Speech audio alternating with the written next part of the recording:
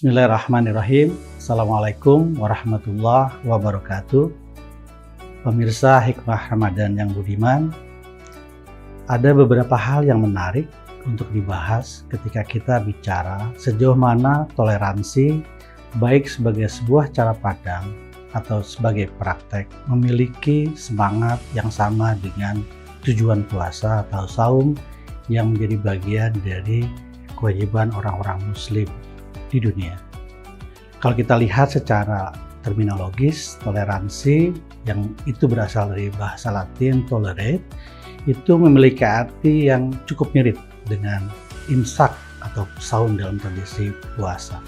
Toleransi berarti menahan diri untuk bersikap dengan sabar, membiarkan orang lain untuk berpendapat sesuatu yang berbeda dengan kita, dan yang lebih penting lagi bahwa ketika kita berpikir tentang toleransi, maka dia mengasumsikan kita berlapang hati untuk memberikan kesempatan orang memiliki cara pandang atau bertindak yang berbeda dengan cara pandang kita.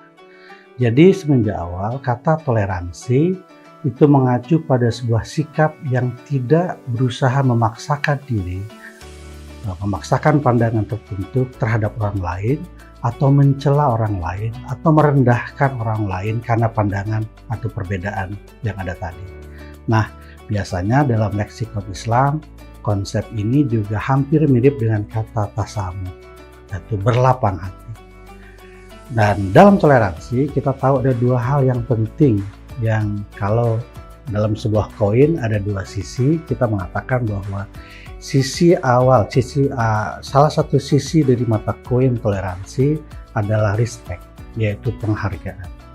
Dan sisi yang lain adalah recognition, yaitu penerimaan atau pengakuan. Tanpa dua aspek penting ini, maka dia bukan sebagai sebuah bentuk toleransi. Lalu apa kaitannya dengan puasa atau saum yang menjadi kewajiban orang-orang muslim? Ini hal yang penting.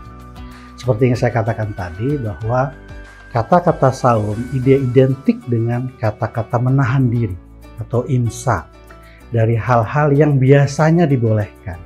Misalnya dalam puasa kita biasanya dibolehkan untuk makan, boleh minum, boleh melakukan beberapa kegiatan yang kemudian pada masa itu kemudian menjadi sesuatu yang tidak diperbolehkan.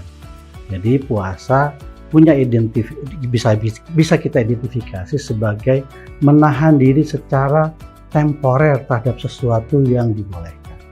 Nah, toleransi maupun puasa atau saum memiliki konteks yang kita katakan, yang kita anggap yaitu sebagai kemampuan untuk menahan diri. Karena itu harusnya dan seyogianya saum atau puasa harus memiliki implikasi yang baik terhadap kehidupan tidak hanya individual tapi juga sosial. Tidak hanya internal tapi juga eksternal.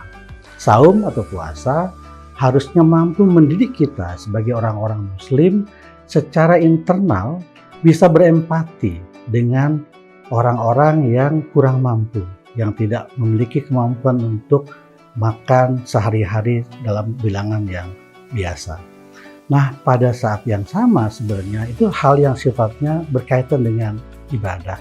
Pada hal yang sama harus juga dilihat bahwa saum harus memiliki implikasi terhadap relasi kita dengan sesama orang-orang muslim, di mana berpuasa atau saum tadi harus menjadi landasan kita untuk juga bertoleransi terhadap perbedaan yang ada. Kita tahu bahwa setiap tahun kita mengalami perbedaan-perbedaan seperti perbedaan kapan penentuan awal Ramadan, berapa jumlah rakaat salat tarawih, apa yang bisa kita baca dalam doa salat tarawih, dan kapan kemudian kita menentukan hari raya Idul Fitri. Setiap tahun problem-problem yang seperti ini muncul, dan tanpa toleransi yang kuat dari kelompok orang-orang muslim terhadap sesama orang muslim, maka keniscayaan tentang hubungan yang baik itu tidak akan terjadi.